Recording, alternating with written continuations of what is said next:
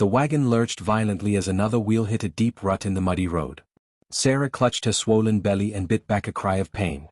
Rain hammered down like bullets from the black sky above, turning the mountain pass into a treacherous river of mud and stone. Her husband Thomas gripped the reins with white knuckles, shouting commands at the two horses that could barely be heard over the roaring thunder. They should have stayed in Silver Creek. Everyone at the inn had warned them about the storm moving in from the west, but Thomas insisted they push forward. His sister was getting married in Cedar Valley, and he refused to miss it. Now, as lightning split the sky and illuminated the sheer drop just feet from the wagon's right wheels, Sarah wondered if they would ever reach Cedar Valley alive. Another contraction seized her body. They were coming faster now, much faster than they should be. The baby wasn't due for another 3 weeks, but the stress of the journey and the constant jostling had triggered something inside her. She gasped and doubled over, her water breaking in a warm rush that mixed with the rain soaking through the canvas cover. Thomas turned at her cry, his face pale with fear. In that moment of distraction, the wagon hit a boulder hidden beneath the rushing water. The left front wheel shattered with a crack that cut through even the storm's fury. The wagon tilted sickeningly to the side, and Sarah felt herself sliding toward the open back. She grabbed desperately at the wooden seat, her fingers finding no purchase on the rain-slicked surface. The horses screamed and reared, tangled in their harnesses. Thomas tried to steady them, but the damaged wagon was already tipping. Sarah felt the terrible sensation of falling, her body weightless for a heartbeat before she slammed into the muddy embankment. Pain exploded through her side as she tumbled down the slope, branches tearing at her dress and skin. She came to rest against a fallen tree, the rain immediately filling her mouth and nose as she struggled to breathe. Above her, she could hear Thomas shouting her name.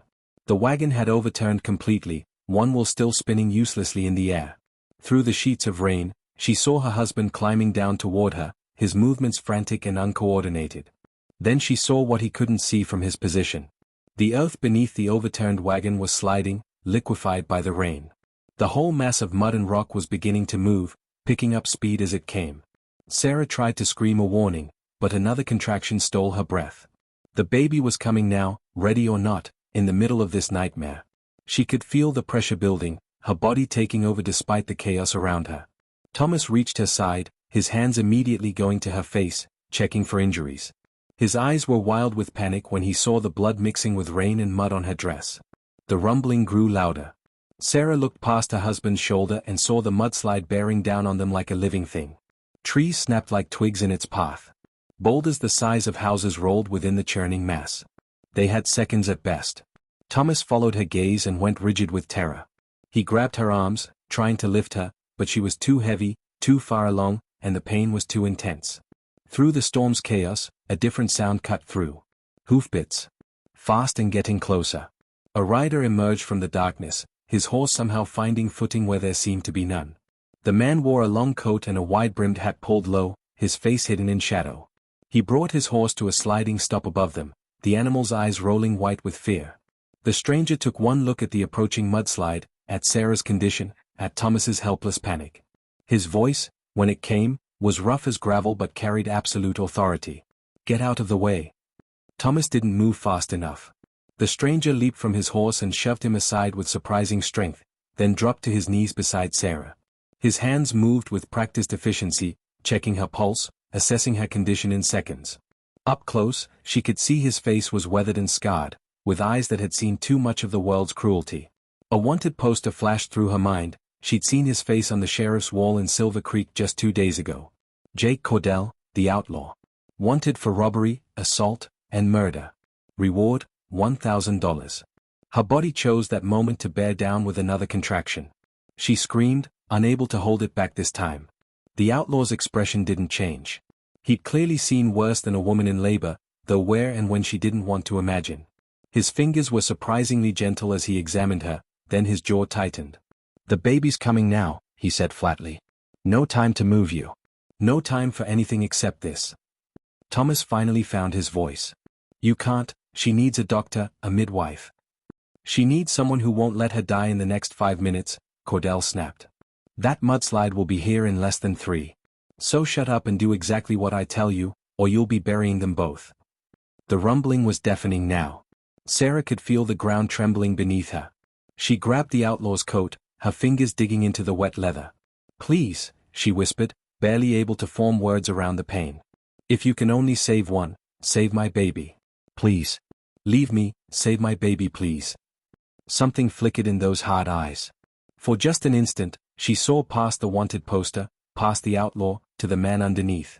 Then his face hardened again, and he leaned close to her ear so she could hear him over the storm. I'll save you both, he shouted. But you have to trust me and you have to push. Now. He stripped off his coat and spread it beneath her, then began barking orders at Thomas. Her husband scrambled to obey, no longer questioning this dangerous stranger who had appeared out of the storm. Sarah felt hands supporting her, felt the outlaw's voice in her ear telling her when to push and when to breathe. The pain was overwhelming, blotting out everything else: the rain, the thunder, the approaching death in the form of mud and stone. The mudslide was 50 yards away. 40. She could see individual trees being swept along in the churning mass. Cordell glanced up once, calculated something in his head, and turned back to her with renewed urgency. This baby is coming right now, he said. Give me everything you've got. One more push. Sarah screamed and bore down with every ounce of strength in her body. She felt tearing, felt something give way, and then suddenly there was a release of pressure. The outlaw's hands moved quickly, catching something, turning it, clearing airways. For a terrible moment, there was only silence except for the approaching roar of the mudslide. Then a thin, angry cry cut through the storm. Cordell wrapped the baby in his shirt, the tiny form almost disappearing in the fabric. He thrust the bundle into Thomas's arms. Get to my horse. Now. The mudslide was 20 yards away, close enough that they could feel the cold wind of displaced air rushing ahead of it. Thomas started to climb, slipping in the mud, but Cordell was already focused on Sarah.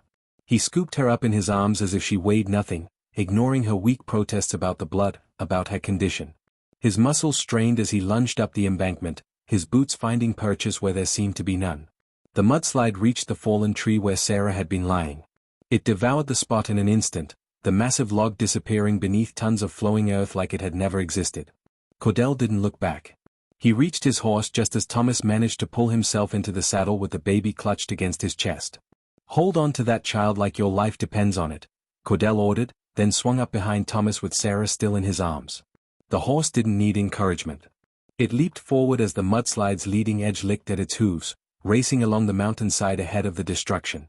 They rode for what felt like hours but was probably only minutes.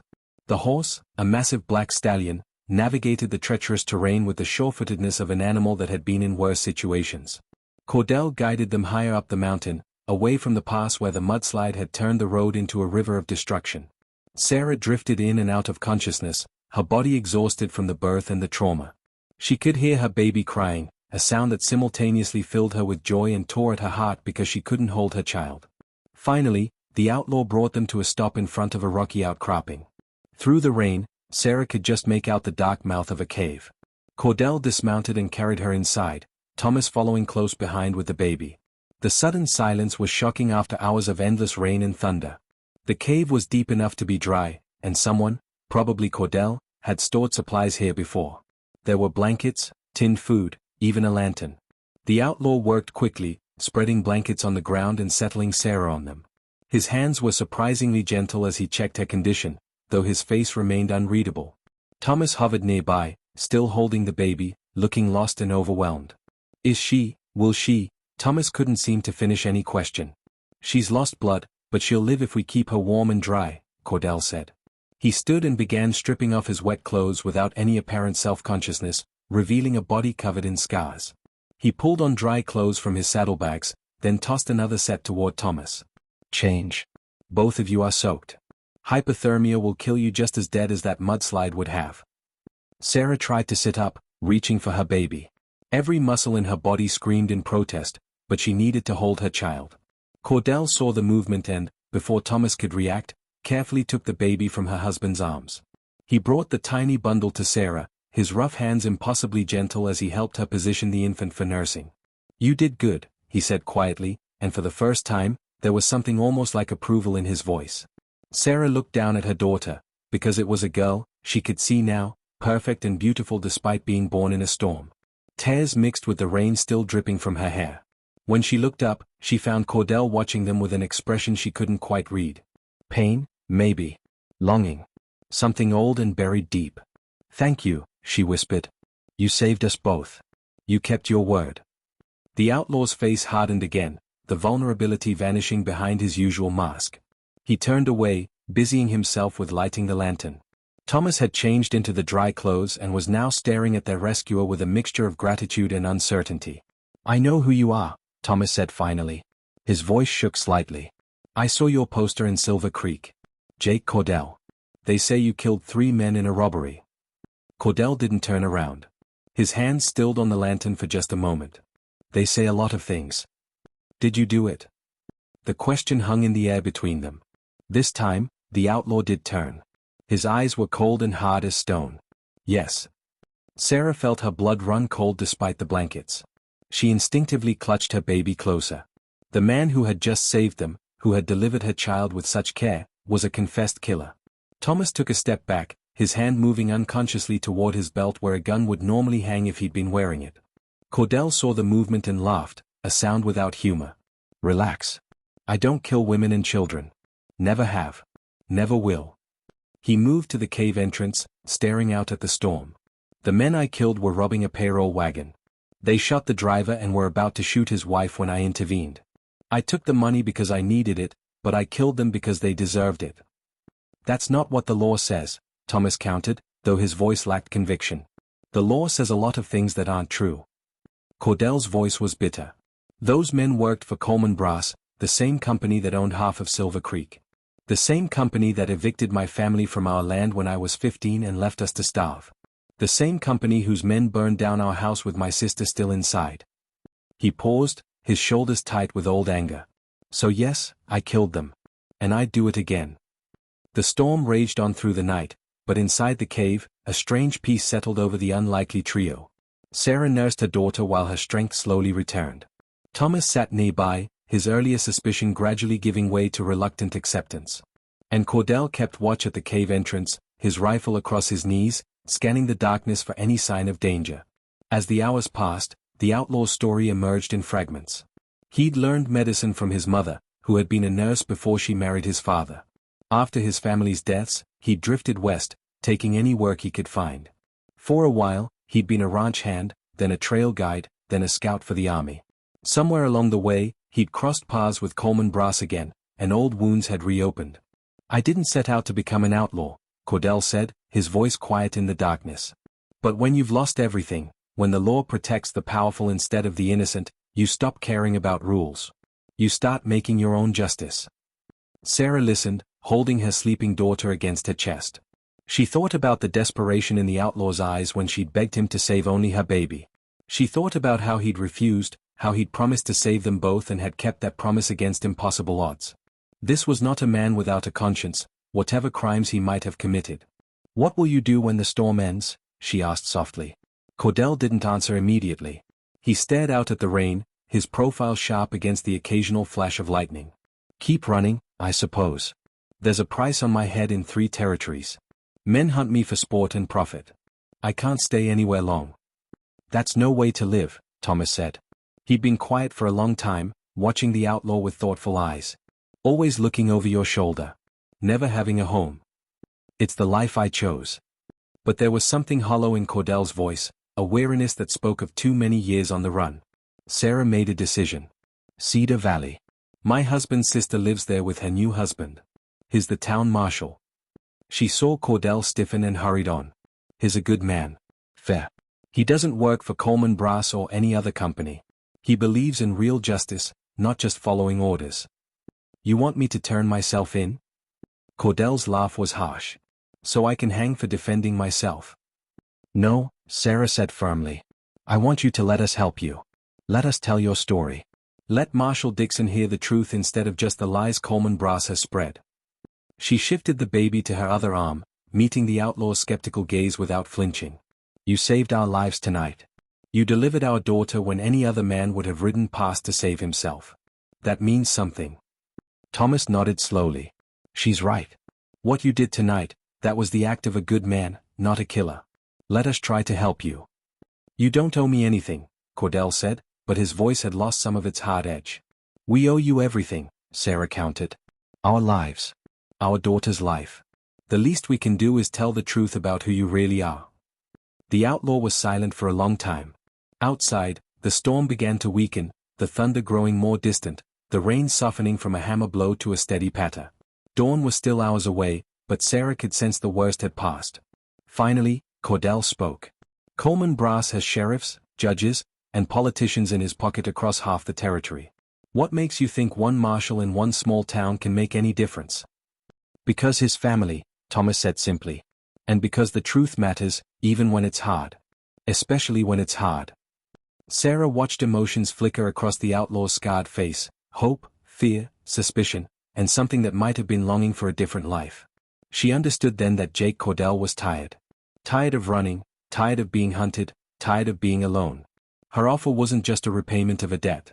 It was a lifeline to a man drowning in his own past.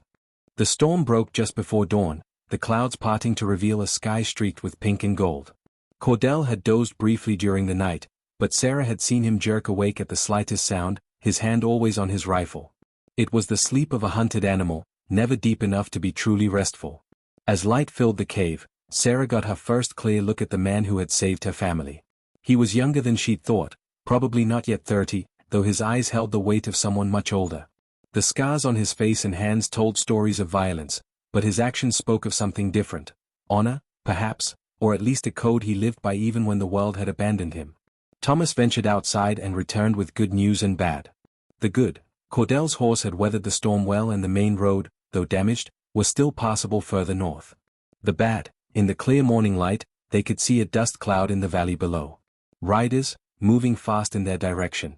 Bounty hunters, Cordell said flatly, watching through the cave entrance.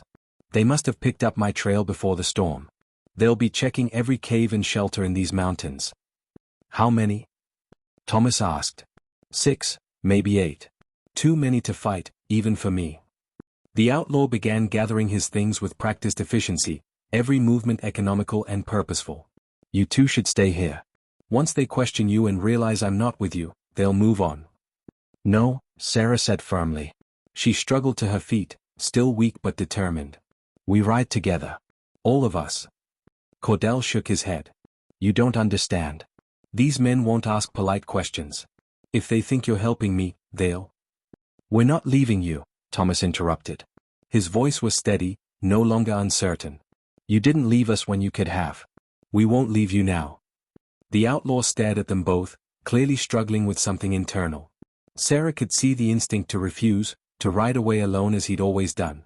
But she could also see something else, a desperate hope that maybe, just maybe, he didn't have to face this alone.